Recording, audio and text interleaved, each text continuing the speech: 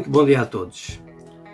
A disciplina de desenho-pintura, pela sua natureza essencialmente prática e presencial, não se dá muito bem com a comunicação por videoconferência online, portanto, pelo que optei por vos falar aqui em vídeo num espaço reservado à disciplina de coisas mais teóricas, ainda que relacionadas com o desenho e a pintura. Por isso vou aqui falar de história da arte, que é o que mais se aproxima e onde podemos ficar a saber um pouco de como a arte, portanto o desenho e a pintura e não só, se desenvolveram à volta da história da humanidade. Vou tentar não ser enfadonho ou maçador e pedir-vos um pouco de paciência e atenção. Vou começar pelo princípio, ou seja, pela arte pré-histórica, também conhecida por arte rupestre. Vamos lá então.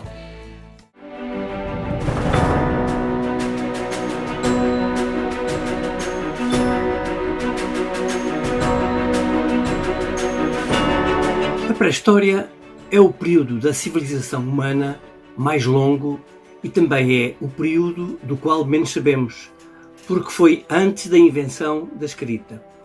As civilizações pré-históricas só nos deixaram uma forma de saber acerca das suas vidas, que foi através da arte. Há 3 tipos de arte que existem na pré-história e que chegaram até aos nossos dias: a pintura, a escultura e a gravura.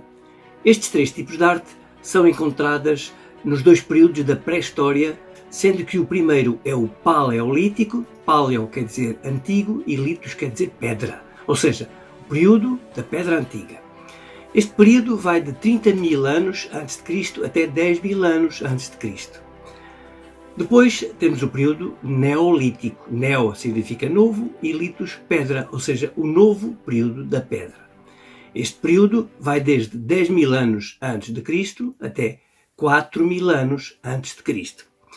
Em 4.000 anos antes de Cristo acaba, portanto, a pré-história com a invenção da escrita e a partir da escrita entra-se propriamente na história. Mas hoje vamos concentrar-nos na pré-história e na arte da pré-história. E vamos continuar a nossa aventura pela pré-história com uma data muito importante, 1940. Vamos situar-nos no sudoeste da França em plena Segunda Guerra Mundial e muito pouco tempo antes das tropas nazis entrarem pelo território francês. Foi nesta data que foram descobertas as grutas de Lascaux, que ficam no sudoeste da França, como atrás disse. Estas grutas são extremamente importantes na história da arte porque são um exemplo fantástico de pintura rupestre e estão muito bem preservadas. Estas grutas foram amplamente estudadas por muita gente, historiadores de arte, cientistas e artistas, como por exemplo o Pablo Picasso, que acabou por se inspirar nestas grutas para um período da sua arte.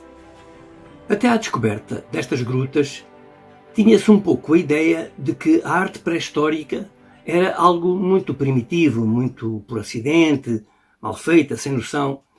Ora, as grutas de Lascaux vieram contrariar esta filosofia, porque surgiram exemplos de pintura da arte rupestre maravilhosos, em que há uma tentativa de profundidade, uma tentativa de movimento e há uma grande preocupação com o figurativo, com o realismo. Caiu, portanto, por terra a ideia da arte dessa época ser acidental. Não. Havia aqui treino, havia aqui técnica, portanto, no que respeita à pintura descoberta nestas grutas, havia a tentativa de relevo, existia uma descrição da vida real, do que estava a acontecer e, portanto, sendo mesmo um documento histórico, com a descrição até dos animais que caçavam. Estas pinturas foram datadas através do método científico conhecido por carbono 14. Era como as pessoas que pintavam as grutas viviam ali e faziam fogueiras. A partir desses resíduos foi possível datar e concluir que as pinturas teriam sido feitas 18.000 anos antes de Cristo. Esta datação é muito importante porque é das grutas mais antigas e também das mais bonitas que se conhecem. Vamos ver aqui alguns exemplos.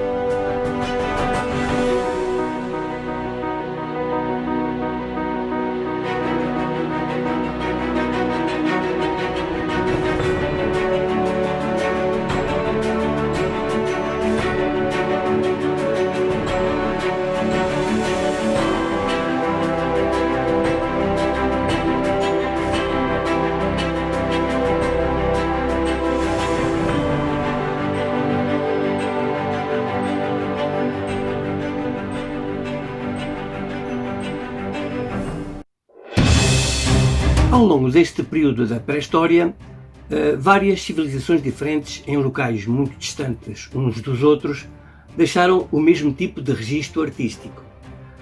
Deixaram as pinturas, as gravuras e alguns deixaram a escultura. Ou seja, havia uma preocupação artística em civilizações completamente diferentes e sem contacto entre si. É o caso deste exemplo muito distante das grutas de Lascaux em França, que se situa no continente sul-americano, mais propriamente na Argentina, na região da Patagónia. Este exemplo de arte rupestre é diferente, mas absolutamente fantástico. O sítio denomina-se La Cueva de las Manos. Esta arte tem uma técnica diferente. Enquanto nas grutas de Lascaux se percebia que havia ali o uso de pincéis e pigmentos, aqui temos uma técnica chamada técnica do sopro. Hoje chamava-se a técnica do spray. Bom, colocavam os pigmentos de cor na boca, misturavam com a saliva e depois cuspiam sobre a palma da mão, assento sobre a rocha. Não era muito higiênico, mas era o que era possível naquela altura. Ainda não tinham umas latas de spray à venda nos chineses, claro. Esta arte tem muita cor e resulta visualmente muito bem.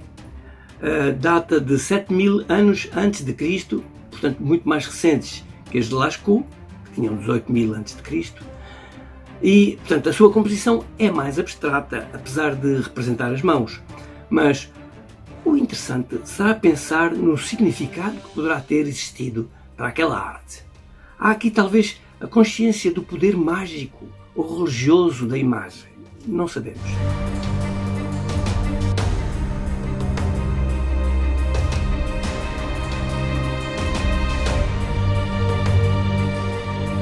Em Portugal também temos exemplos de arte rupestre, desde logo as famosas gravuras de Foscoa. Em Foscoa não há pintura rupestre, aqui é gravura, que é a outra técnica que falámos no início, que consiste em escavar na rocha com uma ponta dura afiada desenhos, normalmente animais e cenas de caça. São datadas de 20.000 anos antes de Cristo.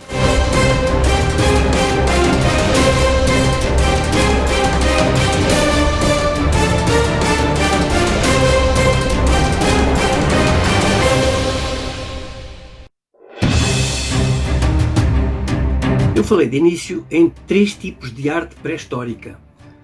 Falámos da pintura e da gravura, falta, portanto, a escultura. E o exemplo clássico é a escultura mais antiga alguma vez encontrada na história da humanidade, que é a Vênus de Willendorf. Tem datação de 15.000 anos antes de Cristo e foi encontrada na Áustria. Representa um corpo feminino com os seios fartos e ancas muito largas. Existe aqui um símbolo de fertilidade, porque se associava esta forma feminina a maior fertilidade, além de que podia resistir mais facilmente aos invernos rigorosos dessas épocas e nesses lugares. Portanto, tudo isto nos faz pensar que a arte pré-histórica não é tão simples e primária quanto parece. Existe técnica, o uso do pincel, técnicas de sopro, a técnica de escavar desenhos nas rochas, técnicas de relevo, tentativa de movimento, o uso da cor com pigmentos naturais. Existe um significado mágico de ritual, de conceito de alma, portanto, uma cultura muito rica, muito forte à volta desta arte. Até agora falámos do Paleolítico. Em 10.000 anos antes de Cristo dá-se uma mudança. Passa-se para o Neolítico. E porquê?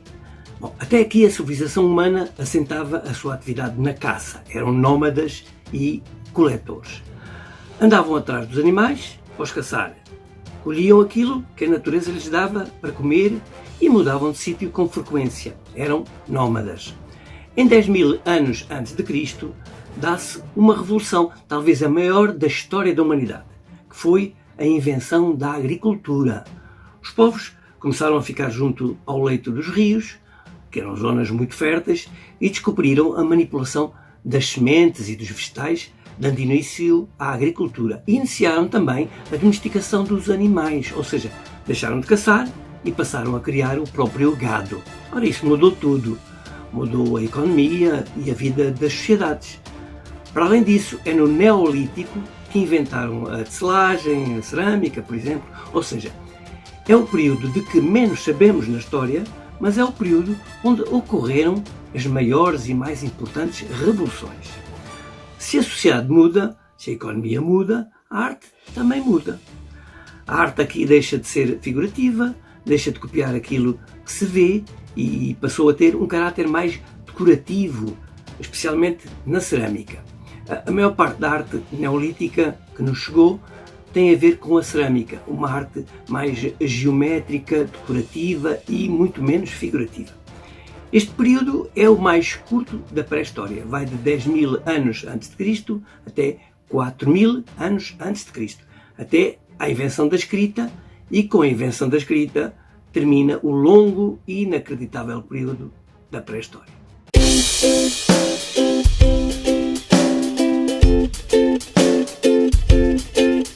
Antes de concluir esta conversa sobre a arte na pré-história, não quero deixar de referir que também aqui no Concelho do Crato há muitos e valiosos vestígios do Neolítico, como são os numerosos monumentos megalíticos conhecidos na região.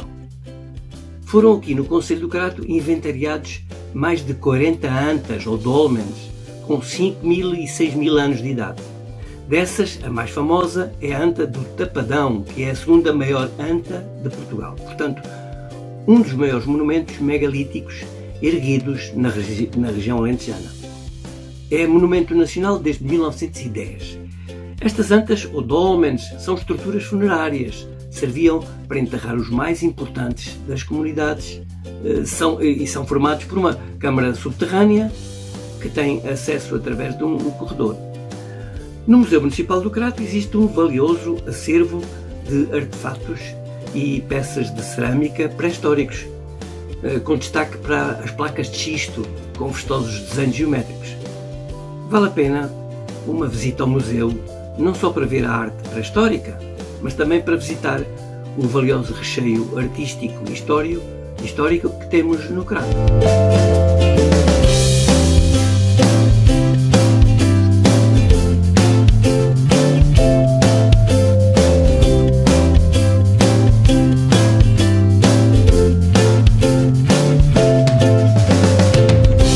E por hoje é tudo.